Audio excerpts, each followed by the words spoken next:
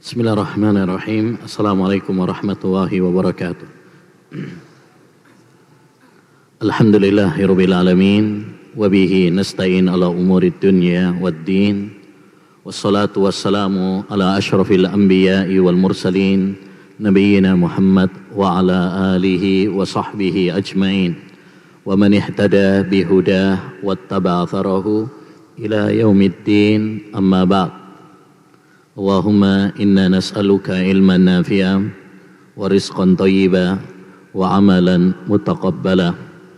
Allahumma inna ala dzikrika wa syukrika wa husni ibadatika. Ayyuhal ikhwah wal akhwat, kaum muslimin wal muslimat yang semoga senantiasa dirahmati dan diberkahi oleh Allah Subhanahu wa taala. Pada pertemuan sebelumnya telah kita bahas muqaddimah kitab ini, yaitu Al-Iqtisad fil I'tiqad atau kitab Aqidatul Hafidz Abdul Ghani Al-Maqdisi rahimahullahu ta'ala. Telah kita bahas tentang biografi penulis, yaitu Al-Imam Al-Hafidz Abdul Ghani Al-Maqdisi rahimahullah. Demikian juga telah kita bahas tentang gambaran dari kitab ini, yaitu kitab Aqidatul Hafidz Abdul Ghani Al-Maqdisi rahimahullahu ta'ala. Insyaallah ta'ala kita akan masuk pada isi kitab ini. Dan saya harapkan kepada para santri, ikhwan dan akhwat sudah memiliki kitabnya, ya, sudah memiliki kitabnya. Karena kata Al-Imam Az-Zuhri, hudurul majlisi bila kitab dhullun, menghadiri majlis ilmu tanpa membawa kitab adalah sebuah kehinaan, ya, sebuah kehinaan. Qayyidul ilma bil kitabah, catatlah ilmu ya dengan tulisan. Karena ilmu jika tidak dicatat, tidak ditulis, maka dia akan apa? Hilang. Al ilmu saydun wal kitabatu qayduha, qayyid suyudaka bil hibalil wathiqah. Faminal hamaqati an tasida ghazalatan wa tatrukuha bainal khalaiki taliqah. Kata Imam Syafi'i, ilmu itu adalah ibaratkan buruan, dan catatan tulisan ibaratkan ikatannya. Ikatlah buruanmu dengan ikatan yang kuat. Suatu kebodohan jika kamu telah bersusah payah berburu dan mendapatkan buruan, terus kamu lepaskan begitu aja. Ya, kita berburu ilmu, kita mencari ilmu, maka setelah mendapatkannya, ikat dengan cara apa? Dicatat, didengarkan baik-baik, kemudian dicatat. Kata Sya'bi rahimahullah, idza sami'ta fa'idatan faqtubhu walau alal haid. Jika kamu mendengar satu faedah ilmu, maka catatlah, walaupun kamu mencatatnya di tembok. Ya, kenapa demikian? Karena tadi ilmu itu jika tidak dicatat, tidak ditulis, maka dia akan hilang. Mungkin sekarang antum akan ingat, tapi belum tentu keluar dari masjid masih ingat. Apalagi besok, apalagi pekan depan, apalagi bulan depan, apalagi tahun depan. Maka penting bagi penuntut ilmu untuk mencatat ilmu. Ya, jangan meremehkan catatan, jangan meremehkan tulisan. Ya, mungkin sekarang antum tidak membutuhkan, tapi suatu saat antum akan membutuhkan. Terutama saat antum nanti mengajar, saat antum nanti berdakwah. Catatan-catatan itu sangat berharga. Baik. Bismillahirrahmanirrahim, kita mulai. Penulis mengatakan Bismillahirrahmanirrahim. Beliau memulainya dengan apa? Basmalah. Dengan nama Allah Subhanahu wa ta'ala, Zat yang maha pengasih lagi maha penyayang. Para ulama memulai kitab-kitab mereka dengan basmalah, dan ini sudah menjadi adat kebiasaan para ulama dalam kitab-kitab mereka. Kenapa demikian? Ada beberapa alasan kenapa para ulama memulai kitab-kitab mereka dengan basmalah. Pertama, karena mencontoh Al-Quran. Lihat Al-Quran, perhatikan Al-Quran. Allah Subhanahu wa Ta'ala memulai setiap surat di dalam Al-Quran dengan basmalah. Ya, tidak ada satu surat pun kecuali Allah Subhanahu wa Ta'ala memulainya dengan Bismillahirrahmanirrahim. Kecuali satu surat, surat At-Taubah atau Bara'ah. Ya, karena dahulu para sahabat Nabi SAW berbeda pendapat apakah surat At-Taubah itu adalah surat tersendiri ataukah dia adalah sambungan dari surat sebelumnya. Ya, makanya mereka tidak memberi apa? Bismillah. Tapi surat-surat yang lain dimulai oleh Allah Subhanahu wa Ta'ala dengan Bismillahirrahmanirrahim. Yang kedua, kenapa para ulama memulai dengan basmalah dalam kitab-kitab mereka? Karena untuk mencontoh Rasulullah, meneladani Rasulullah sallallahu alaihi wasallam. Karena Rasulullah sallallahu alaihi wasallam ketika menulis surat kepada para raja, kepada raja Persia, Romawi dan sebagainya, beliau memulainya dengan basmalah. Bismillahirrahmanirrahim. Min Muhammad ibni Abdullah ila Adhimir Rum atau Malikir Rum, misalkan seperti surat Rasulullah ke Persia dan Romawi, ya, dari Bismillahirrahmanirrahim, dari Muhammad bin Abdullah, ya, ditujukan kepada raja Persia, raja Romawi. Di situ Rasulullah SAW memulainya dengan apa? Basmalah. Ya, basmalah.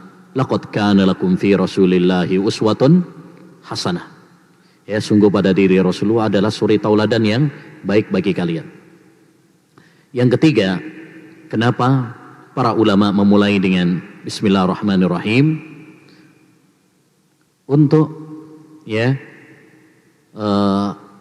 untuk mencari keberkahan dengan nama Allah Subhanahu wa Ta'ala. Keberkahan dari Allah Subhanahu wa Ta'ala. Karena nama Allah Subhanahu wa Ta'ala itu berbarokah. Tabarakasmu rabbika dzil jalali wal ikram. Sungguh berbarokah nama Allah Subhanahu wa Ta'ala. Ya, nama Allah itu berbarokah. Apa itu barokah? Al-barokah artinya al-khairul katsir ad-daim. Kebaikan yang banyak, ya, yang melimpah dan terus menerus. Itu namanya barokah. Makanya orang ketika makan dianjurkan untuk mengucapkan basmalah. Karena jika tidak, setan akan makan bersamanya. Orang ketika menyembelih disuruh untuk menyembelih dengan nama Allah Subhanahu wa Ta'ala, menyebut nama Allah Subhanahu wa Ta'ala. Jika tidak, maka sembelihannya haram. Ya, sembelihannya haram. Orang masuk toilet dianjurkan untuk menyebut nama Allah Subhanahu wa Ta'ala. Jika tidak, jin akan melihat auratnya. Dan seterusnya. Itu menunjukkan bahwa nama Allah Subhanahu wa Ta'ala apa? Berbarokah. Ya, berbarokah. Baik. Yang keempat, ya, kenapa para ulama memulai kitab-kitab mereka dengan Bismillahirrahmanirrahim?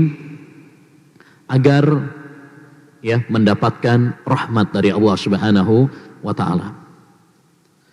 Karena dalam kata Bismillahirrahmanirrahim, kalimat Bismillahirrahmanirrahim, ada dua nama di antara nama-nama Allah Subhanahu wa Ta'ala yang mengandung sifat rahmat bagi Allah Subhanahu wa Ta'ala, yaitu nama Allah Ar-Rahman dan yang kedua adalah Ar-Rahim. Ya, nama Allah Ar-Rahman dan Ar-Rahim. Dua-duanya adalah, ya, dua nama Allah Subhanahu wa Ta'ala yang mengandung sifat rahmat bagi Allah Subhanahu wa Ta'ala. Ya, mengandung sifat rahmat bagi Allah Subhanahu wa Ta'ala. Dan ini kita butuhkan terutama dalam menuntut ilmu. Menuntut ilmu butuh rahmat dari Allah Subhanahu wa Ta'ala. Oleh karenanya, antum tahu sebuah hadis yang disebut oleh para ulama dengan hadis musalsal bil awwaliyah. Hadis yang dijadikan oleh para ulama pertama kali belajar hadis dan pertama kali menyampaikan hadis. Hadis apa itu? Irhamu man fil ardi yarhamkum man fis sama. Sayangilah yang di atas muka bumi, niscaya yang di atas langit akan menyayangi kalian. Itu yang dipilih oleh para ulama sebagai hadis musalsal bil awaliyah. Hadis yang pertama kali dipelajari dan diajarkan. Kenapa yang dipilih adalah hadis ini, bukan hadis-hadis yang lain? Kata Al-Qattani dalam kitabnya Fihrisul Faharis, li'annal ilma mabnahu 'ala rahmah. Karena ilmu itu dibangun di atas rahmat, di atas kasih sayang. Kita tidak akan mendapatkan ilmu kalau kita tidak saling menyayangi antara satu dengan yang lain.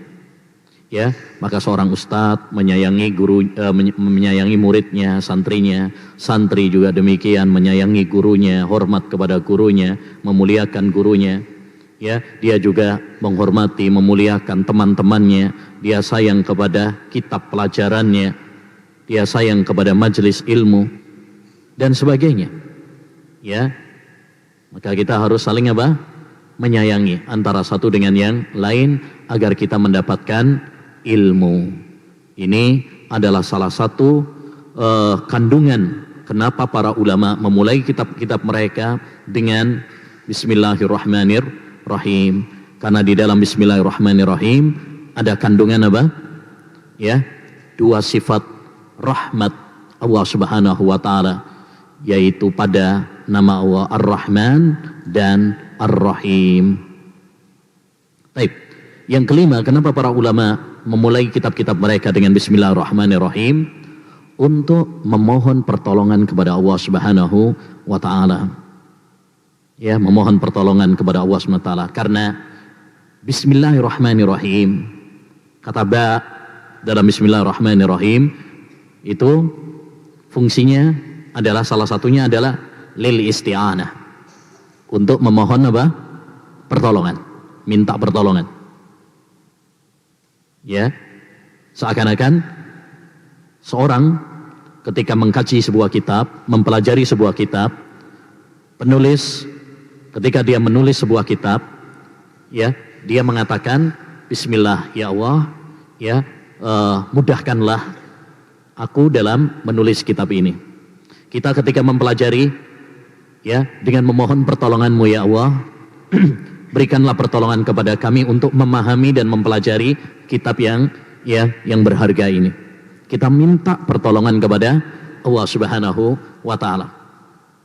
Ketika seorang menyembelih, dia mengatakan bismillah, berarti dia minta pertolongan kepada Allah Subhanahu wa taala agar menyembelihnya dengan cinta dan kasih sayang, menyembelihnya dengan cara yang halal. Ya, demikian juga ketika dia makan, minum dan lain sebagainya, memohon pertolongan kepada Allah Subhanahu wa taala. Kenapa? Karena tanpa pertolongan Allah Subhanahu wa taala kita bukan apa-apa dan bukan siapa-siapa. La haula wala quwwata illa billah. Tidak ada daya dan kekuatan kecuali dengan pertolongan Allah Subhanahu wa taala. Dan ini penting. Selalu harus kita hadirkan pada diri kita bahwa kita adalah hamba yang fakir, hamba yang butuh kepada Allah Subhanahu wa taala. Jangan pernah mengandalkan diri kita, tapi bergantunglah kepada Allah Subhanahu wa taala. Oleh karenanya di antara doa yang diajarkan oleh Nabi sallallahu alaihi wasallam adalah ya kepada sahabat yang beliau cintai, Mu'ad bin Jabal. Ini juga hadis yang disebut para ulama dengan hadis musalsal bil mahabbah. Ya, di mana Rasulullah SAW mengatakan kepada Mu'ad bin Jabal, nanti Mu'ad bin Jabal menyampaikan kepada muridnya, ya, seperti itu. Begitu juga setiap rawi menyampaikan kepada muridnya seperti itu. Nabi mengatakan, wallahi ya Mu'ad, inni la uhibbu. Demi Allah wahai Mu'ad, saya mencintaimu. La tada'anna dubura kulli salah antakul Allahumma inni ala dzikrika wa syukrika wa husni ibadatik. Jangan pernah kamu tinggalkan berdoa setiap penghujung sholat atau setelah sholat. Karena makna dubura itu ada dua makna. Ada makna penghujung, jadi tasyahud akhir tapi sebelum salam, di penghujung akhirnya. Itu makna yang pertama. Makna yang kedua adalah setelah salam, berarti setelah sholat. Jangan kamu lupa untuk mengatakan berdoa kepada Allah SWT. Allahumma a'inni ala dzikrik. Ya Allah, tolonglah aku. Jadi minta pertolongan sama Allah Subhanahu wa Ta'ala. Tolonglah aku ya Allah ala dzikrik, agar aku senantiasa bisa berzikir kepadamu. Agar aku senantiasa mensyukuri nikmat-nikmatmu. Agar aku senantiasa beribadah yang baik kepadamu. Agar aku bisa beribadah yang baik kepadamu. Maka demikian juga para penuntut ilmu hendaknya senantiasa memohon pertolongan kepada Allah Subhanahu wa Ta'ala. Jangan mengandalkan diri kita, kehebatan kita, kejeniusan kita, encernya otak kita. Jangan. Semua itu tidak ada artinya jika tidak mendapatkan taufik dan kemudahan dari Allah Subhanahu wa Ta'ala. Rabbi yassir wa'ain. Ya Allah, mudahkanlah dan berikanlah pertolongan. Ini juga doa agar Allah Subhanahu wa Ta'ala memudahkan urusannya dan memberikan pertolongan kepadanya. Iyyaka na'budu wa iyyaka nasta'in. Hanya kepada Engkau ya Allah kami beribadah dan hanya kepada Engkau kami minta pertolongan. Walhamdulillahi wahdah, hasbunallah wa ni'mal wakil. Segala puji bagi Allah saja. Cukuplah Allah bagi kami dan Dia adalah sebaik-baik wakil. Qala syekhu al-imamu al-alimu az-zahidu al-hafidu Taqiyuddin Abu Muhammad Abdul Ghani ibni Abdul Wahid ibni Ali ibni Surur al-Hambali al-Maqdisi rahimahullah. Berkata Syekh, Imam, Al-Alim, Az-Zahid, Al-Hafid. Ini gelar-gelar untuk siapa? Penulis kitab, yaitu Al-Hafid Abdul Ghani Al-Maqdisi yang sudah kita sampaikan biografinya pada pertemuan sebelumnya. Tetapi siapa yang mengatakan ini? Apakah penulis sendiri? Tidak. Ini yang menyampaikan ini, yang menulis ini, gelar-gelar ini adalah An-Nasikh.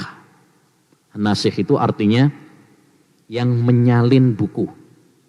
An-Nasikh itu artinya yang menyalin buku. Jadi buku beliau kemudian disalin oleh para penulis-penulis setelahnya. Nah, ketika mereka menyalin buku ini, mereka menggelari sang penulis dengan gelar-gelar yang seperti ini. Sebenarnya ini gelar-gelar yang sangat layak untuk penulis karena beliau adalah salah seorang ulama, orang-orang yang saleh, orang-orang yang zuhud, seperti yang sudah kita ketahui pada biografi beliau pada pertemuan sebelumnya. Tapi kalau itu dikatakan oleh dirinya sendiri, maka ini masuk dalam tazkiyah. Padahal Allah Subhanahu wa Ta'ala mengatakan, wala tuzakku anfusakum huwa a'lamu bimanittaqa. Janganlah kalian mentazkiyah, memuji diri kalian sendiri. Jadi bedakan antara yang ngomong itu adalah diri sendiri sama orang lain. Kalau yang mengatakan ini adalah orang lain dan itu layak bagi yang kita puji, tidak mengapa. Allah Subhanahu wa Ta'ala kadang memuji sebagian hambanya. Inna Ibrahima kana ummatan qanitan lillah hanifaw walam yaku minal musyrikin syakiran li'an umeh. Sungguhnya Ibrahim itu adalah teladan, ahli ibadah, lurus, bukan termasuk orang-orang yang musyrik, orang yang bersyukur terhadap nikmat-nikmat Allah. Dipuji.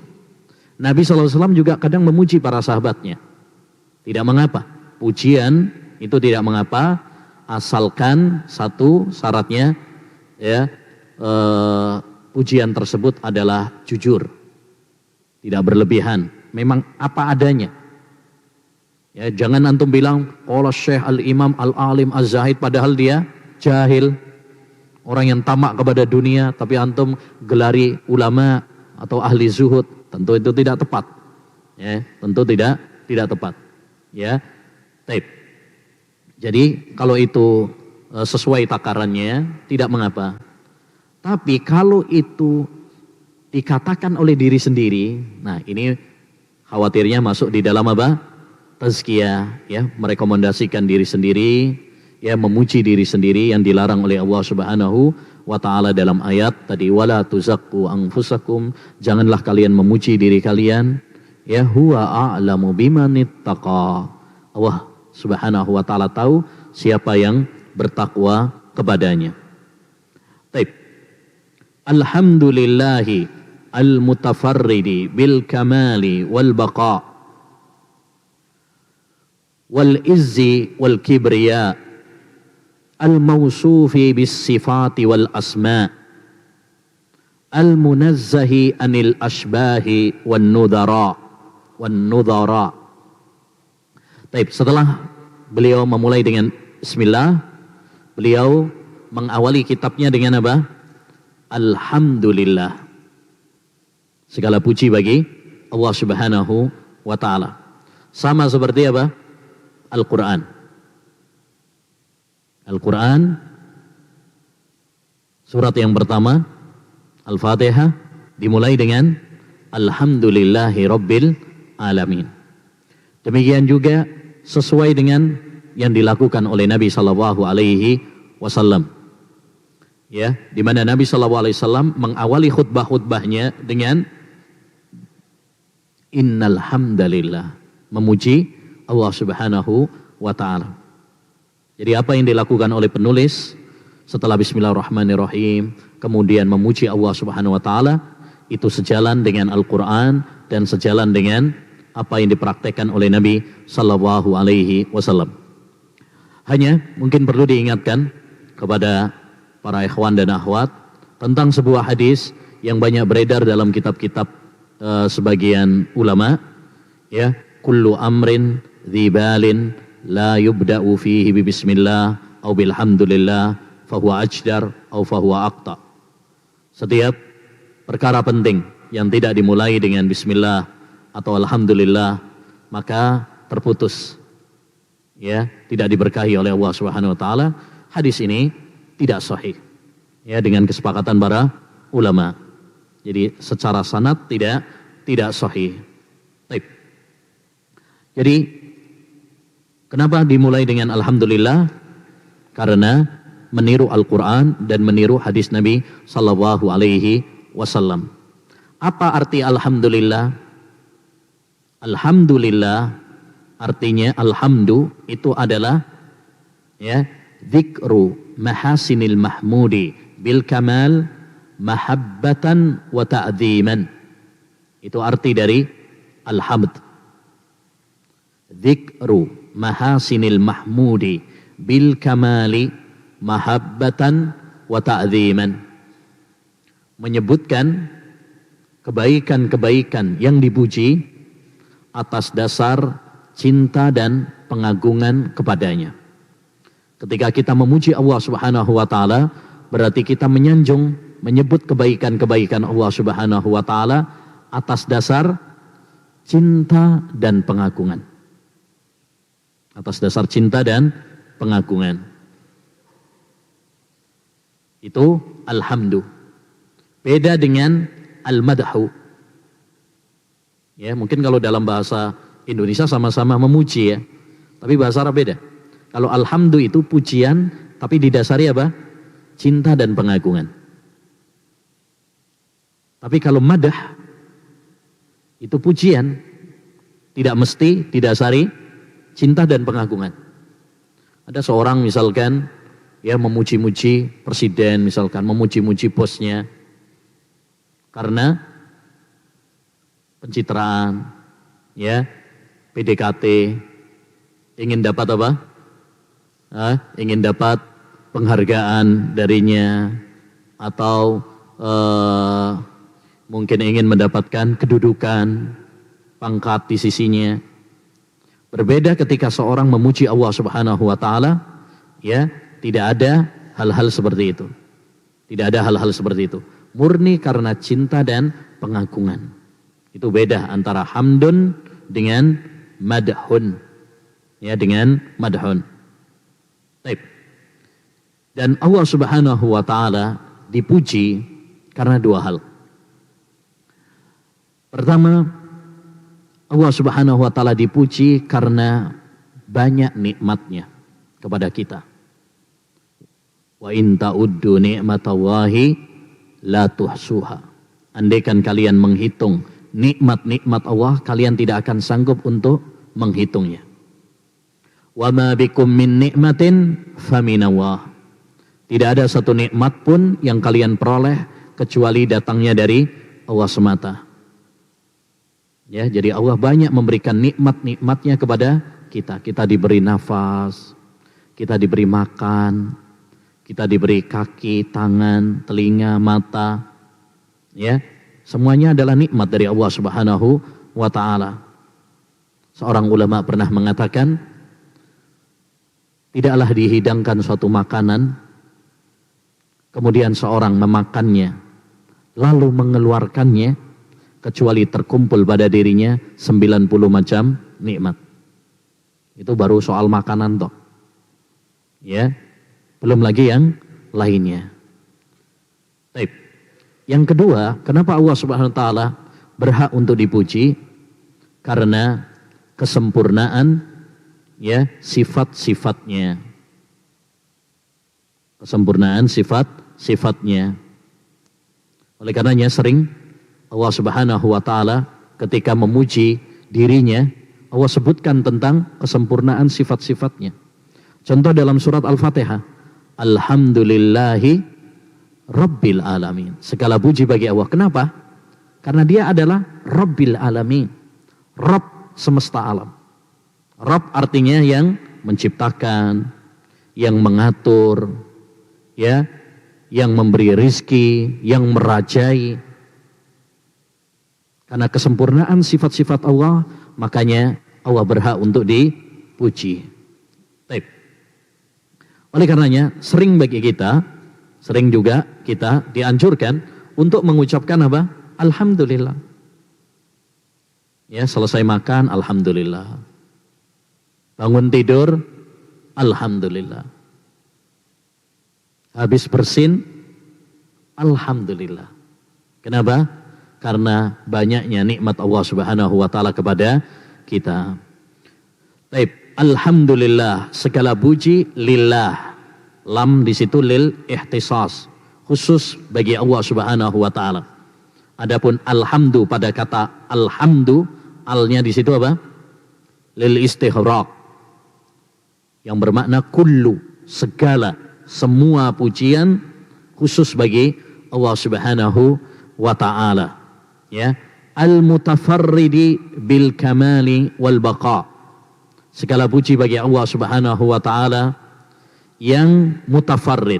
Mutafarrid itu yang esa dengan kesempurnaan dan esa dengan baqa. Baqa artinya, ya, apa? Bakin. Artinya apa? Yang baqa, yang apa ngartikannya? Yang kekal. Nah, segala puji bagi Allah SWT yang esa dengan kesempurnaan. Jadi Allah Subhanahu wa taala esa dengan kesempurnaannya. Sempurna dalam rububiyahnya, sempurna dalam uluhiyahnya, sempurna dalam nama dan sifat-sifatnya. Tidak ada cacat sedikit pun bagi Allah Subhanahu wa taala. Ya. Walillahil asmaul husna. Bagi Allah Subhanahu wa taala itu nama-nama yang husna. Husna itu fi ghayatil husni, sangat-sangat indah. Ya, tidak ada cacat sedikit pun. Tidak ada cacat sedikit pun. Oleh karenanya, ketika Allah Subhanahu wa taala menyebutkan tentang penciptaan langit dan bumi, walaqad khalaqnas samawati wal arda wama bainahuma fi sittati ayyam, ya, wama massana min lughub. Dan sungguh kami telah menciptakan langit dan bumi, ya, dalam 6 hari, wama massana min lughub, dan tidak menimpa kami apa? Capek, lelah. Karena Allah sempurna, kuat kesempurnaannya, tidak ada celah, tidak ada cacat sedikit pun. Wal baqa, ya, dan kekal. Ya, dialah Allah SWT yang kekal. Allah hidup dan tidak akan mati. Sebagaimana Allah Subhanahu wa taala berfirman dalam surat Al-Furqan ayat 58, "Wa tawakkal 'alal hayyil ladzi la yamut." Ya, bertawakallah kepada Zat yang Maha Hidup yang tidak akan mati. Kullu syai'in halikun illa wajah. Segala sesuatu itu akan hancur kecuali Allah Subhanahu wa taala, Dia kekal selama-lamanya. Wal izzi wal kibriya, dan Allah Subhanahu wa taala itu adalah esa dalam al-izz. Ya, al-izz, ya, kekuatan, keperkasaan, ya, kemuliaan. Wal kibriya, dan kesombongan. Jadi yang pantas sombong hanyalah Allah Subhanahu wa taala. Adapun makhluk tidak pantas untuk sombong. Pernah ada seorang berjalan dengan sombongnya. Maka ditegur oleh seorang ulama, Bakar bin Abdullah Al-Muzani. Ma hadhil misyah allati yubghidu hawa. Kenapa kamu berjalan dengan cara berjalan yang dibenci oleh Allah Subhanahu wa taala? Orang tersebut menjawab, ata'rifuni? Kamu enggak kenal saya tak? Ya, dengan sombongnya dia mengatakan seperti itu. Maka Bakar bin Abdullah Al-Muzani mengatakan, ya, saya kenal kamu. Kamu adalah dahulu yang diciptakan oleh Allah dari air mani yang hina. Kamu yang nanti akan mati, ya, menjadi bangkai yang busuk. Dan kamu yang selama hidupnya selalu membawa kantong kotoran. Apa kantong kotoran? Perut. Perut kita ini kan kantong kotoran. Artinya orang yang seperti ini tidak pantas untuk apa? Sombong. Yang pantas untuk sombong hanyalah Allah Subhanahu wa ta'ala. Karena Allah yang maha kuat. Sedangkan makhluk, ya, adalah lemah. Ya ayyuhan nas, antumul fuqara'u ilallah, wallahu huwal ghaniyul hamid. Wahai sekalian manusia, kalian adalah orang-orang yang fakir, ya, butuh kepada Allah Subhanahu wa ta'ala. Sedangkan Allah Subhanahu wa ta'ala adalah Zat yang maha, ya, kaya lagi terpuji. Al-mausufi bis sifati wal asma', yang diberi sifat dengan sifat-sifat dan nama-nama. Al-munazzahi anil asbahi wan nudhara, yang disucikan dari keserupaan. Ya, ini kalau dalam ilmu balaghah namanya apa? Bara'atul istihlal. Bara'atul istihlal. Apa bara'atul istihlal? Penulis menyampaikan suatu pembukaan pada kitabnya, dan pembukaan tersebut berisi tentang isi kitab. Sehingga kalau kita baca muqaddimahnya saja, itu sudah paham kitab ini tentang apa. Buku ini membahas tentang apa? Akidah. Salah satunya yang dibahas adalah tentang masalah nama dan sifat-sifat Allah Subhanahu wa ta'ala. Makanya di sini al-mausufi bis sifati wal asma, al-munazzahi anil asmahi wan nudhara. Dan apa yang beliau sampaikan ini adalah salah satu prinsip penting dalam tauhid asma wa sifat. Karena tauhid asma wa sifat dibangun dua hal. Dibangun di atas dua hal. Yang pertama adalah menetapkan nama dan sifat-sifat Allah Subhanahu wa ta'ala yang terdapat dalam Al-Quran dan hadis. Yang kedua adalah, ya, tidak menyerupakannya dengan makhluk. Tidak menyerupakannya dengan makhluk. Dua kaidah ini terkumpul di dalam surat Asy-Syura ayat 11. Laisa kamitslihi syai'un wa huwas samiul basir. Tidak ada sesuatu pun yang serupa dengan Allah Subhanahu wa taala, dan Allah Subhanahu wa taala Maha mendengar lagi Maha melihat. Alladzi sabaqa ilmuhu fi bariyatihi bimuhkamil qada. Yang ilmunya telah mendahului pada makhluknya dengan ketetapan yang jelas. Ya, artinya ilmu Allah Subhanahu wa taala menjangkau pada makhluknya. Ya, ini menunjukkan luasnya ilmu dan pengetahuan Allah Subhanahu wa taala. Wa anna Allaha qad ahata bikulli syai'in ilma. Allah itu menjangkau ilmunya segala sesuatu. Ya, tidak ada satupun yang luput dari pengetahuan dan ilmu Allah Subhanahu wa taala. Ya, minas sa'adati wasyaqa, berupa kebahagiaan dan kesengsaraan. Allah tahu ini yang bahagia, ini yang sengsara. Allah Maha tahu. Ya, Allah, bahkan sebelum manusia itu dilahirkan di muka bumi ini, saat ketika dia di perut ibunya, Allah yang memerintahkan kepada malaikat untuk meniupkan roh dan menyampaikan, menetapkan tentang 4 hal. Salah satunya apa? Tentang ketetapan. Apa? Apakah dia bahagia ataukah sengsara?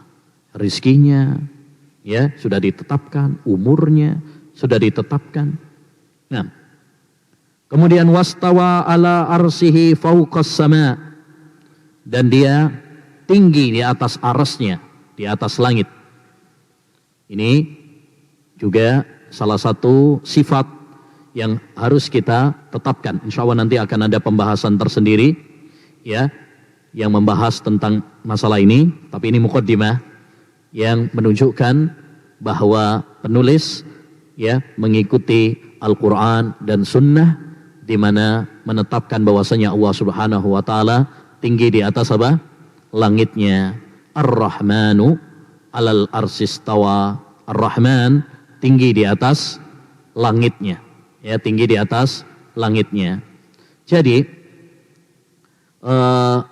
muqaddimah ini berisi tentang apa?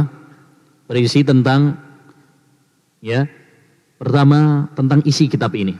Oh, kitab ini adalah membahas tentang masalah apa? Akidah, terutama masalah asma dan sifat. Yang kedua, memuji Allah Subhanahu wa taala atas nikmat taufik, di mana Allah Subhanahu wa taala memberikan taufik kepada penulis untuk menyampaikan akidah ini, aqidatus salaf ashabul hadis. Jadi ini yang disebut dengan bara'atul istihlal, pembukaan penulis tentang sebuah kitab yang berisi isi kitabnya. Jadi kalau masalah fikih misalkan alhamdulillahilladzi faqqahana fiddin, biasanya seperti itu. Kalau tentang usul misalkan alhamdulillahilladzi as-salal usula wa qa'adal qawaida. Nah, jadi masing-masing biasanya menyesuaikan apa? Isi kitabnya. Kitab tentang apa? Tentang bahasa Arab misalkan alhamdulillahilladzi anzalal qur'ana bilisanin arabiyyin mubin. Nah, gitu. Itu namanya bara'atul istihlal. Seorang penulis mengawali kitabnya dengan muqaddimah yang mengandung isi kitab. Itu namanya bara'atu al-istihlal. Baik. Insyaallah taala nanti kita lanjutkan pada pertemuan berikutnya.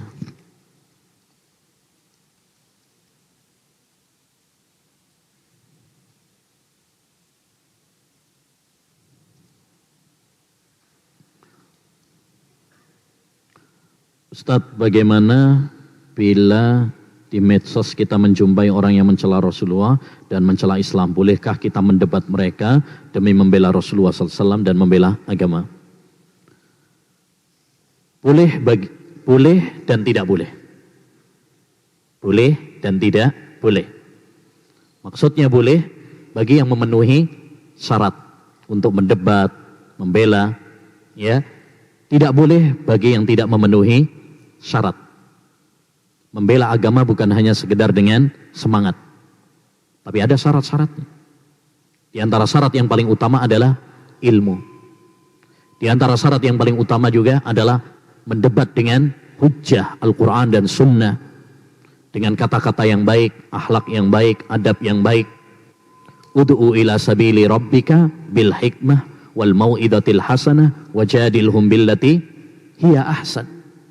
Dakwailah mereka dengan hikmah, dengan bijaksana, dan mau'idah, nasihat yang baik. Wajadilhum billati hiya ahsan.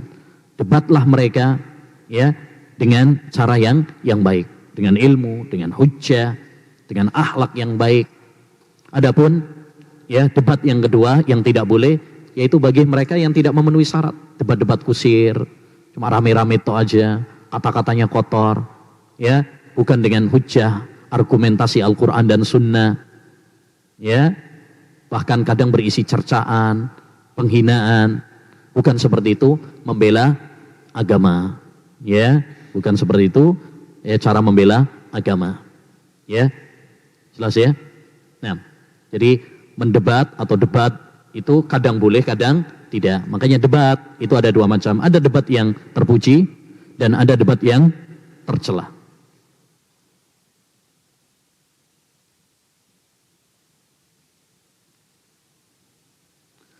Ustaz, apakah para ulama Ahlus Sunnah yang jatuh ke dalam kesesatan pada zaman dulu juga berdoa agar tetap istiqomah dalam akidah yang benar? Lantas bagaimana mereka bisa jatuh dalam kesesatan? Jazakallahu khair. Apakah mereka berdoa? Wallahu alam, nggak tahu. Tanya sama mereka. Ya, doa apa tidak? Ya, wallahu alam. Belum tanya sama mereka. Baik. Tapi perlu kita ketahui bahwa penyebab kesesatan itu banyak. Salah satunya mungkin kurang doanya. Bisa jadi karena rusak hatinya, ya, niatnya. Bisa jadi juga salah pergaulannya.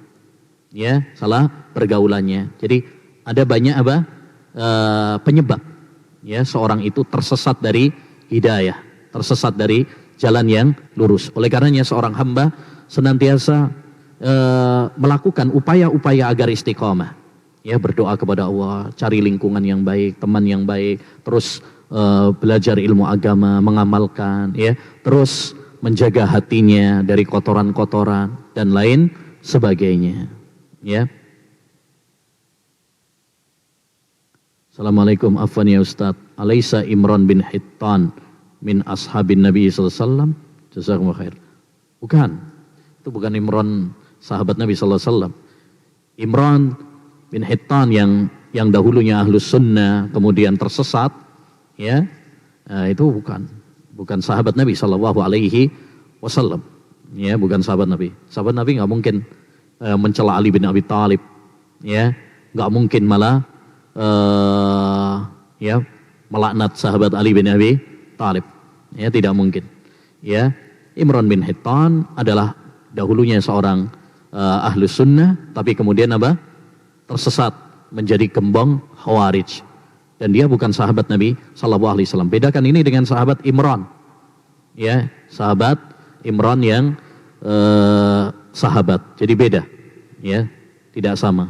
Namanya sama-sama Imran, tapi beda, ya, sama nama tapi beda orang, kan banyak seperti itu. Di santri aja mungkin yang namanya Agus banyak, yang namanya Budi banyak, yang namanya Abdullah banyak, tapi apakah sama? Nah, dalam ilmu mustalah hadis ada namanya apa? Istilah muttafiq wal muftarik. Orang yang sama namanya tapi beda orangnya. Nah, subhanakallahumma wa bihamdika asyhadu an la ilaha illa anta astaghfiruka wa atubu ilaik. Assalamualaikum warahmatullahi wabarakatuh.